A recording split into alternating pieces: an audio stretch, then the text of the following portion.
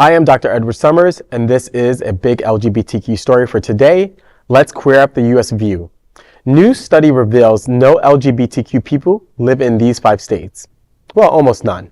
The Williams Institute at UCLA has revealed a detailed map of queer presence in the United States, showing that queer communities exist in every state. Between 2020 and 2021, 14.1 million Americans identified as LGBTQ, comprising 5.6% of the total population.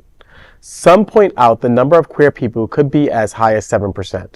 However, there are some states with smaller proportional queer communities compared to others. This lonely LGBTQ states include South Carolina at 4.9%, North Dakota at 4.9%, Iowa at 4.7%, Alabama at 4.6%, North Carolina at 4.4%. Interestingly, there are not many Friends of Dorothy, the secret code among gays in Mississippi. They are the nation's smallest number of just 4.1%. Interestingly, the South, which is often perceived as less queer-friendly, is home to the largest regional queer population. Southern states house 5.2 million LGBTQ adults, accounting for 36.9% of all queer people in the United States. That's pretty interesting. The fact that the South has more queer people than the North. You know, you always think of big cities like New York, Chicago, LA having way more gays than the South. So it's very interesting that the fact that the data has shown that the gays are all over the South. I found it interesting that North Carolina had a pretty low rate of LGBTQ folks, given it's become one of the sort of emergent progressive areas. When you think about politics, oftentimes North Carolina is kind of referred to as like this can be purplish kind of state, and you sort of, I correlate at least, purplish states with being more liberal, being more open, therefore being more gay-friendly places. And so I'm shocked that North Carolina has that low of amount of gays in it. But overall, I mean, gays are all over. We knew this, right? We're everywhere, but I think that it would be interesting to correlate to see if the job market changed, because it seems in the last 5 years the job markets have been going to the southern states, whether it be because of tax advantages for the businesses, or just warmer weather, right. Not having to deal with the 4 seasons, if that's an issue.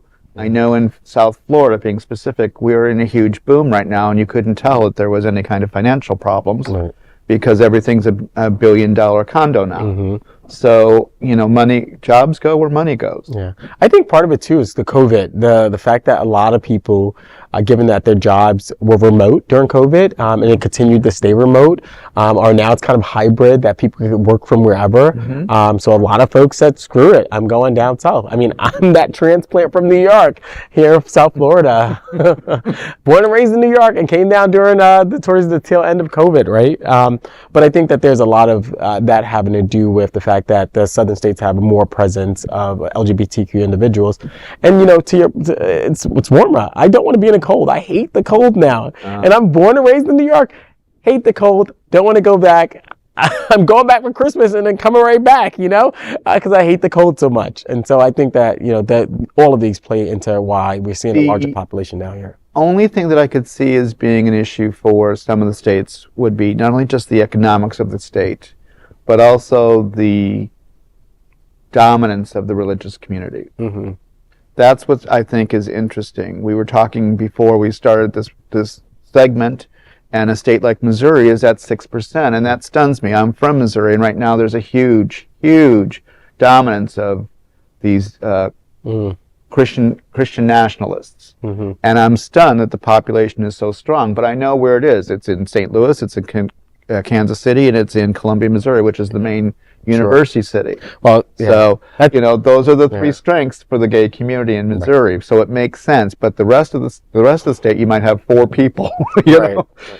But that at least identifies. Yes, honestly, honestly identifies. But it's just interesting to see where the population is congregating, and how it's changing with the realities of both business and financials, and home values and all those standard things, which means that we follow the trends like a lot of people. That's there right. has been a large trend to go down south. Right. I mean, before COVID, the cost of living was so much more cheaper in the South. So why not move to the South, particularly? And homesteading and all of those That's right. other benefits. So Absolutely. it'll be interesting to see. I'd like to get more information about that. Yeah, I would definitely love to see it in the next 5 years, particularly. I know we've seen this emergence in the southern states, but I would love to see if there's any correlation with the new President Trump and whether people are moving out of states like Florida and other places that tend to be a little bit more conservative or not. It's getting very red down here. Yeah. That is the big LGBTQ story for today. There is no other queer nonprofit media platform like this in the entire world. Support our LGBTQ stories by subscribing and sharing Queer News Tonight.